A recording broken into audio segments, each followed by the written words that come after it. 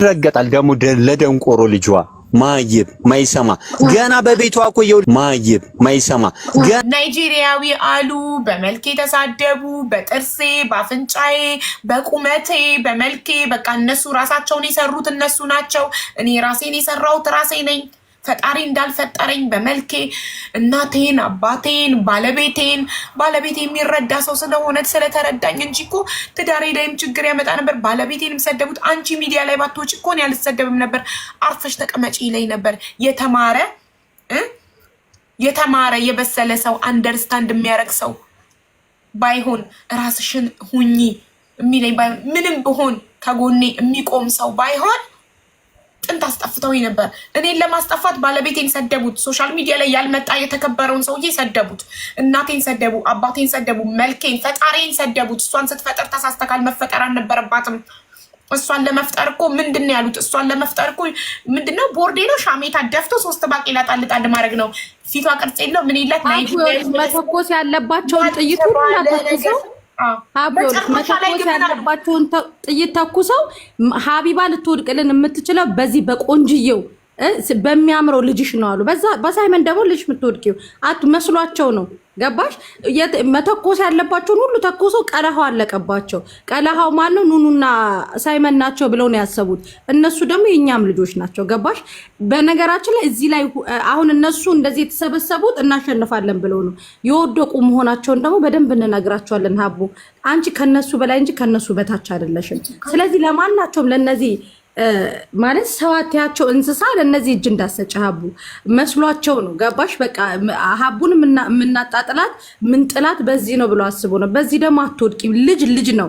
ገባሽ? እንኳን ሳይመንና አላየሽም አንቺ ጋር በጣም ብዙ ትሪት ያረግሻቸው መራመድ የማይችሉ መናገር የማይችሉ ቤት ውስጥ ታፍነው በጣም ልጆቹ በጣም ትልቅ ደረጃ መድረስ የሚገባቸው እንዲህ ስለሚያሸማቅቁ ነው። ገባሽ? እነዚህ ደግሞ በቃ የወደቁ ናቸው። የወደቀ ነው። በቃ ሀቡ እግዚአብሔርን ለነዚህ ብለሽ እንባሽ እኔ ነኝ እኮ ሚዲያ ላይ መጥቼ የተናገርኩት መስዬ እኔ ባልናገር እሺ እኔ ነኝ እኮ ሌሎች እናቶችን ለማበርታት እኮ ነው እኔ ነኝ የተናገርኩት አይደል? ልጄ ሲወለድ አይሰማ እንደነበር ማን የተናገረው? ጠላት ነው።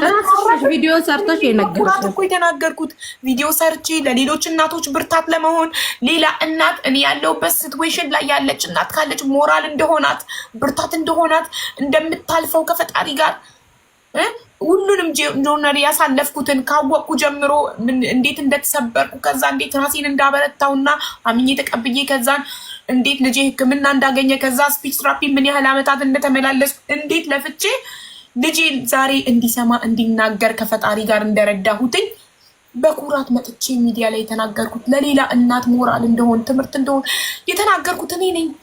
አቡ ካስታወሽ ደግሞ አንቺ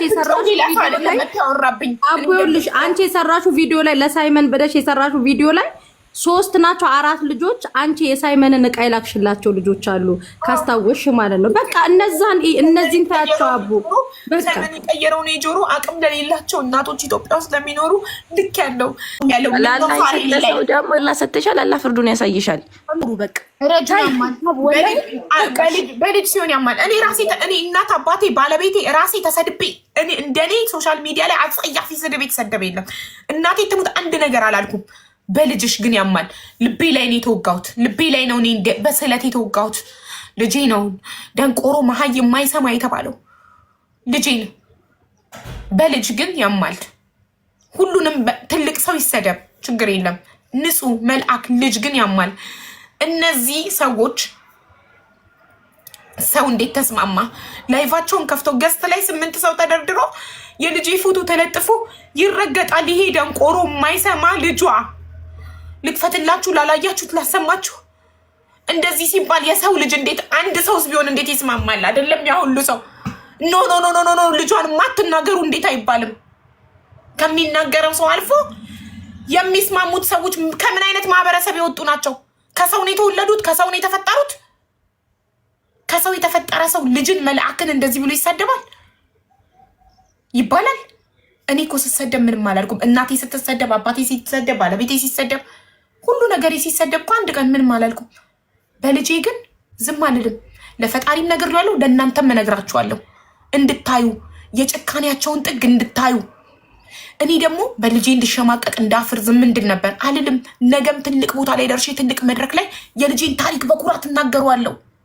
ልጄ ደግሞ ነገ ትልቅ ሆኖ ትልቅ መድረክ ላይ ደግሞ ቆሞ እናቱ ምን አይነት ጀግና እንደሆነች እንደኮራችበት አምና ተቀብላ ረድታው አግዛው በእናቱ ብርታት ከእድሜ እኩዮቹ እኩል መናገር እንደጀመረ መስማት እንደጀመረ እናቱ ስራዋን ጥላ ስራዬን ሪዛይን አድርጌ ከልጄ እኩል ስፒች ትራፒ እየተመላለስኩኝ ልጄ እንዲሰማ ያልፈለቀልኩት እንደ ሬዲዮ ለፍልፌ ስፒች ትራፒስቷ የምታደርገውን እያየውኝ 45 ደቂቃ ቁጭ ብዬ እያየው እየቀዳው እቤት መጥቼ 24 አወር እየለፈለፍኩ ልጄን ትሬን አድርጌ ልጄ እንዲናገር ያደረግኩት ጀግና እናት ነኝ።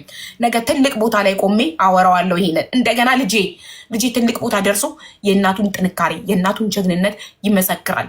ይሄን ደግሞ እድሜ ይስጣችሁና ታያላችሁ።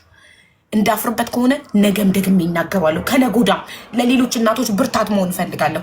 እንደዚህ አይነት ማህበረሰብ ስላለ ነው፣ እንደዚህ አይነት ሰው ስላለ ነው እናቶች ችግር ሲገጥማቸው ስፔሻል ኒድ ልጅ ሲወልዱ እማያይ ልጅ ኦቲስቲክ ልጅ ሲወልዱ የሚደብቁት ይኸው እንደዚህ ስለሚደረጉ ነው። የኔ ልጅ ስፔሻል ኒድ አይደለም፣ የመስማት ችግር ብቻ ነበር የነበረበት።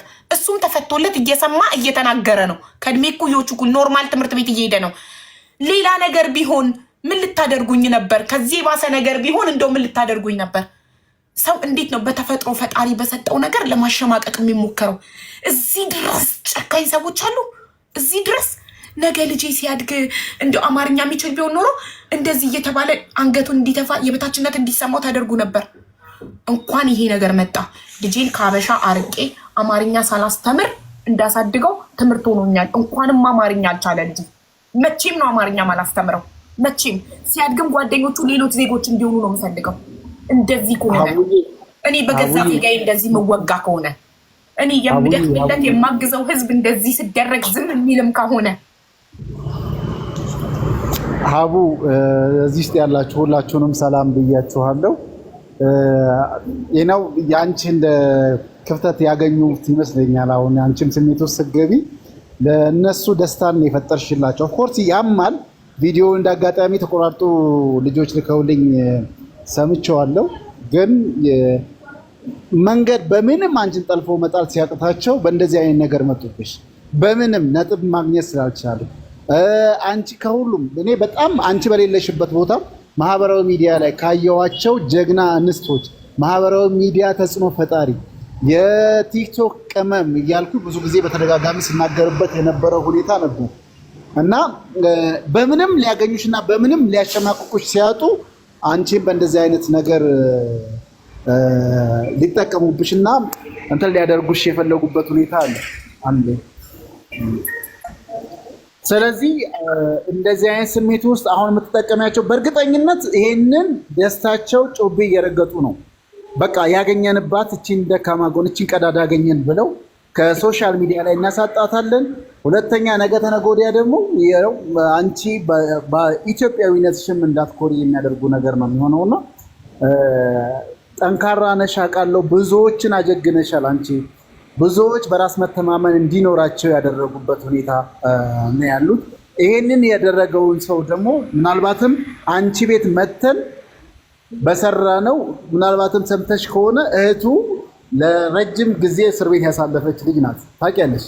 አይቼዋለሁ። ሪፖስት ተደርጎ የተልኮልኝ ያ ሌባው 650 ሺህ ብር በምንድን ነው እና ሪፖስት አድርጎት እሱ በሱ ፔጅ ላይ ተልኮ ነው ያንን ልጆች የላኩልን እና ይሄ ልጅ ያደረገውን የነበረበትን ከሶሻል ሚዲያ ወጥቶ አሁን እህቱ ስትወጣ የኔንም ፎቶ ምናምን ነገር እያደረገ ያንቺንም መጠቀም ነው የጀመረበት። የመሲ ብሪጅስቶንን ሌሎችንም ሲያደርግ የነበረ ነው። ይኸውልሽ ይሄ እንደዚህ አይነት ምንም ስብዕና የሌለው ቅድ አፍ የሆነ ሰዎች በሆነው ባገኙት አጋጣሚ ሰዎችን ማሸማቀቂያ መንገዶችን ነው የሚፈልጉት። አንቺ ጀግና እናት ነሽ። ልጅሽን ብትይ መስማት የማይችለው ልጅሽን እንዲሰማ ያደረግሽና ከሁሉም ወንድም እህቶቹ ጋር እኩል ሆኖ ለሌሎች ተምሳሌትም ነው። ኢቭን በስፔሻል ኒድ የሚያስፈልጋቸው ልጆች እናቶች የኔን አርያ ውሰዱ ብለሽ ፕሮግራም አዘጋጅተሽ የምታስተምሪ ጀግና እንዴት አንድ ተራ ወንበዴ የሰፈር ምንም ያልተገራ ሰው እንትን የሚልሽን ሰምተሽ ተስፋ ትቆርጫለሽ። እንዴት በእንደዚህ አይነት ስሜት ውስጥ ትገቢያለሽ? ተስፍዬ ተስፋ እኮ አልቆረጥኩም፣ ግን ጠላቴ ደስ እንዳይለው ብዬ እኔ ህመሜን ማፈን አልቻልኩም። በቃ አመመኝ። እኔም ሰው ነኝ፣ ታመምኩ፣ አመመኝ። በልጄ ነው የመጡት። ባለኝ ነገር እዚህ ምድር ላይ በስስ ጎኔ በልጅ የሚመጣ ሰው ደግሞ በጣም ጨካኝ ስለሆነ ዓለም ጭካኔያቸውን እንዲያውቅ ፈልጋለሁ። ብልግናቸውን ዓለም እንዲያውቅ ፈልጋለሁ።